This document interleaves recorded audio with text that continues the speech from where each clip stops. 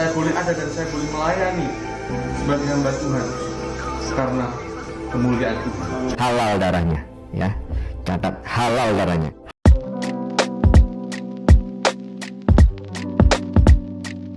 Assalamualaikum, selamat datang kembali di channel ini. Balik lagi dengan saya Luis Prasetyo. Sini kita akan bahas lagi soal Agustan, guys. Tapi kali ini kita nggak akan bahas soal apa yang dia lakukan akhir-akhir ini. Yang saya mau bahas adalah saya ingin membandingkan sebelum dan sesudah dirinya mualaf. Dimana ada video yang memang beredar ya. Dimana ketika dia berkhotbah, ketika katanya masih Kristen dan menyampaikan firman Tuhan di depan umum, dan kemudian yang terjadi dengannya, transformasi yang dia lakukan dan dia jalani saat ini. Jadi inilah before after dari Agustan. Firman Tuhan katakan ketika bangsa Israel dibuang ke Babel, dia bertanya-tanya kenapa saya dibuang? Kenapa saya di dalam tempat ini? Tapi satu hal katakan, supaya engkau tidak mati oleh karena pedang, supaya engkau tidak mati karena kelaparan, dan supaya engkau tidak mati karena penyakit sampar. Dan sama saudara, ketika Tuhan tempatkan saudara di sini, saya mau katakan bahwa saudara sekalian, Tuhan tidak menginginkan bahwa saudara mati oleh karena pedang, oleh karena penyakit sampar, oleh karena kelaparan, oleh karena apa yang telah saudara perbuat. Amin. Amin. Sampai detik hari ini saya boleh ada dan saya boleh melayani sebagai hamba Tuhan karena kemuliaan Tuhan. Kalau saya bisa, saudara pasti bisa. Amin. Amin. Amin.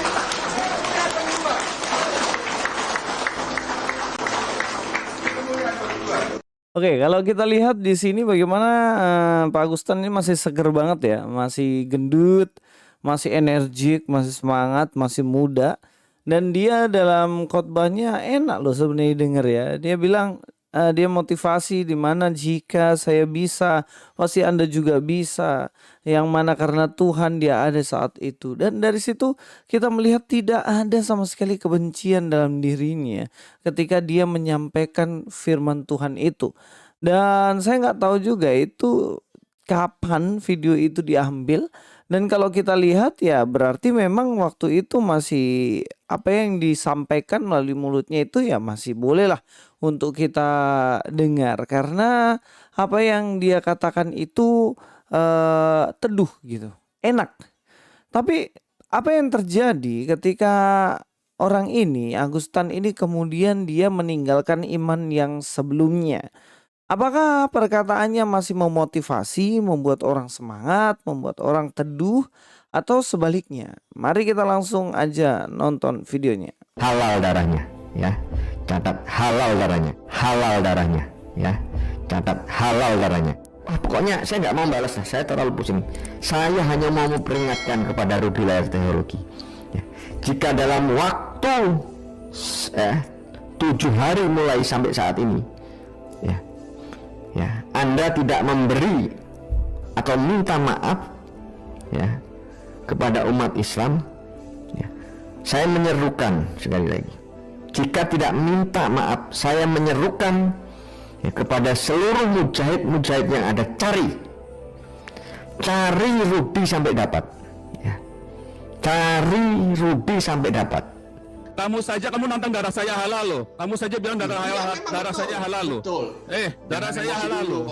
Oh enggak, bukan. Berarti kamu biadab. Ya kan? Kamu kan menghalalkan darah saya. Ya saya mau tanya, kamu menghalalkan darah saya toh? Artinya kamu kan boleh kan kalau ketemu saya dibunuh kan? Iya, boleh. Iya, berarti kan kamu mau bunuh saya kan? Betul. Iya betul. Itu hate speech. Harusnya kamu masuk penjara. Ya, oke, saya eksperimenkan saja saudara ya. Apakah ketika kitab ini saya tempel di pantat, ya, dalam sebulan saya akan mati? Kita tes ya, ya, dalam 1 bulan.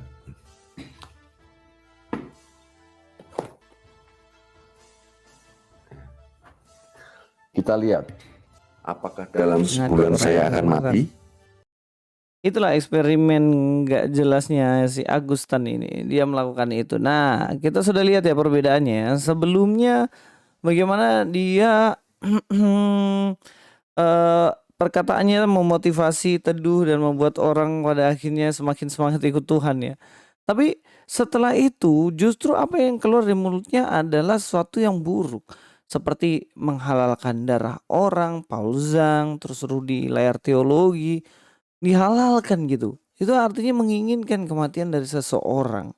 Kalau sebelumnya dia ngajarin tentang kasih dan gak boleh menyakiti orang lain, sekarang ternyata dia memiliki apa ya, tindakan dan juga seruan-seruan yang mengerikan gitu untuk menghalalkan darah, dan bahkan dia melakukan yaitu memantati Alkitab dengan apa yang dengan kebencian yang sangat mendalam gitu. Wih, ngeri. Kalau menurut saya ini benar-benar ngeri banget yang dilakukan oleh Agustan ini. Kok kenapa bisa kemudian bukan berubah menjadi lebih baik, tapi kemudian berubah menjadi sesuatu yang buruk begitu? Apakah sebenarnya waktu dia dulu pelayanan menjadi pendeta atau pengajar yang sebelumnya itu, apakah itu hanya pura-pura untuk menjadi orang yang baik, atau sebenarnya asli yang itu? Dan kemudian sekarang berubah menjadi sesuatu yang benar-benar buruk gitu loh. Dirinya melakukan perkataan-perkataan yang mengancam dan masih banyak hal lainnya. Tapi ini adalah sesuatu yang perlu kita soroti. Jangan sampai kita ini refleksi kepada kita sendiri ya, pada kalangan Kristen. Jangan sampai kita selama ini memang Kristen tapi hanya KTP doang. KTP-nya Kristen, surat menyurat Kristen, tetapi sebenarnya tidak, hidup kita ini bukanlah Kristen. Hidup yang tidak meneladani Kristus, hidup yang tidak seperti Kristus, hidup yang tidak berserah kepada Kristus. Dan ini sangat-sangat berbahaya karena itu hanya semacam tipuan saja. Perubahan kita hanya gimmick saja dan kemudian perubahan kita tidak secara permanen. Mari kita akan bahas bagian ini ya. Di dalam kitab Roma, saya mendasarinya dalam kitab Roma dikatakan ini, janganlah kamu menjadi serupa dengan dunia ini, tetapi berubahlah oleh pembaharuan budimu, sehingga kamu dapat membedakan manakah kehendak Allah, apa yang baik, yang berkenan kepada Allah, dan yang sempurna. Ya, dikatakan di sini, jangan kamu menjadi serupa dengan dunia ini. Menjadi serupa dengan dunia ini. Katakan kai me sus sematiseste. Nah inilah menjadi serupa dengan dunia ini. Nah ini adalah sesuatu yang berubah kemudian menjadi seperti yang lain gitu. Tidak seperti apa yang menjadi aslinya. Nah sebagai ilustrasi saya ingin angkat kisah dari Bunglon. Bukan kisah ya, karakter dari Bunglon sendiri gitu. Nah teman-teman kalau tahu Bunglon, Bunglon itu misalnya tubuhnya nempel di dalam kayu yang warna coklat. Maka berangsur-angsur badannya itu kulitnya itu akan berubah menjadi coklat. Menjadi seperti pohon di mana dia menempel. Kemudian ketika dia nempel di daun, yang daun itu warna hijau, maka berangsur pelan-pelan tubuh kulit dari bunglon ini berubah menjadi hijau. Dan begitu pun seterusnya, tergantung tempat di mana dia menempel. Nah inilah yang dibilang menjadi serupa dengan dunia ini. Orang Kristen yang cuman KTP dan dia tidak benar-benar di dalam Kristus, hidupnya itu akan seperti bunglon. Ketika di lokasi A dia menjadi A, ketika di lokasi B dia menjadi B, ketika di lokasi C dia menjadi C, seperti dunia di mana dia nempel. Dan ini adalah perubahan yang pura-pura dan tidak permanen. Saya ingatin ini sangat berbahaya. Karena ketika keluar aslinya maka itu akan menjadi monster yang mengerikan gitu. Karena selama ini ternyata perubahannya hanya pura-pura karena tuntutan sesuatu dan lain hal. Nah ini berbahaya, saya ingatin. Tetapi yang benar adalah perubahan itu harus perubahan yang benar-benar berubah real. Dan perubahannya itu bukan perubahan fake gitu. Mari kita akan lihat ya dalam ayat itu. Nah di dalam ayat yang kedua dikatakan janganlah kamu menjadi serupa dengan dunia ini, tetapi ini berubahlah oleh pembaharuan budimu. Perubahan ini berbeda dengan menjadi serupa dengan dunia. Berubah. Dalam bahasa Yunaninya dikatakan ala metamorphose. Atau kalau kita lebih kenal tuh gampangnya metamorfosis ya. Ada keinget gak soal kata metamorfosis? Ya jelas metamorfosis adalah perubahan yang permanen. Contohnya kayak kecebong yang bentuknya kayak gitu ya. Kecebong itu kemudian nanti berubah jadi kodok yang berubah benar-benar total, dan si kodok nggak bisa jadi kecebong lagi. Nah sama juga dengan ulat yang menjadi kupu-kupu. Ulat jadi kepompong, kemudian kepompong jadi kupu-kupu. Ulat yang sebelumnya bentuknya kayak gitu, kalau kalian nempel aja udah jijik banget kan. Nah, tapi dia berubah menjadi indah ketika dia jadi kupu-kupu permanen. Dari kupu-kupu ini dia nggak bisa lagi jadi ulat. Dia sudah perubahannya permanen. Nah, metamorfosis. Inilah yang ditulis di dalam teks ini, dikatakan metamorphoste. Ala metamorphoste. Nah, ini yang artinya berubahlah oleh pembaharuan budimu. Dikatakan di sini, but be transformed by the renewing of your mind. Jadi diperbaharui secara permanen, yaitu hidup kita. Jadi perubahan itu nggak pura-pura begitu loh. Ketika di komunitas Kristen kemudian hidup seperti Kristen, hidup dan lain hal.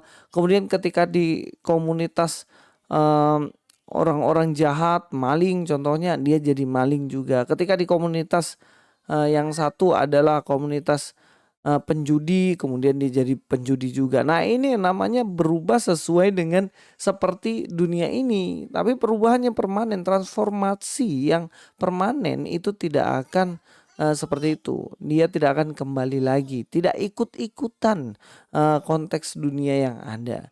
Jadi ya kita lihat ya before afternya Agustan ya. Saya harap teman-teman yang dengar video ini gak ada before afternya lah. Kalau boleh before after itu ya dari yang buruk-buruk kemudian berubah menjadi sesuatu yang baik oleh pembaharuan budi. Bukan justru dari baik balik ke jahat gitu loh. Kan itu aneh, kebalik itu. Gitu. Oke, itu saja dari saya. Sampai ketemu di video selanjutnya. Alois Prastio di sini. God be with you all.